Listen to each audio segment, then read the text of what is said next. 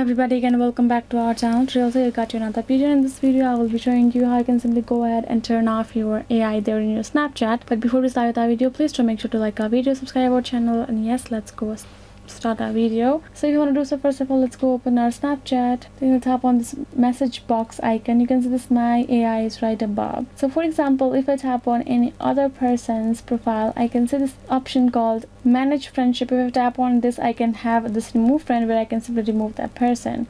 But if I tap on hold this my AI, I will tap on manage friendship and I only have this edit name option. I do not have remove. So if people want to just turn off this my AI, first option is easy, never talk to it. Otherwise you can simply again tap and hold, go to this chat settings, and you can do it. You can simply go ahead and tap on this notification, simply turn this off so you won't be able to get a notification from your my AI of your Snapchat. That is one of the options. And other thing that you can do is, even if you tap and hold, you cannot find this any other option for you to turn off this my AI. The only thing that you can do is simply go ahead, turn off the notification for my AI. So yes guys, this is it. I hope this video was helpful. If you got more concerns, do leave them in the comments below, and yes, I'll see you guys next time.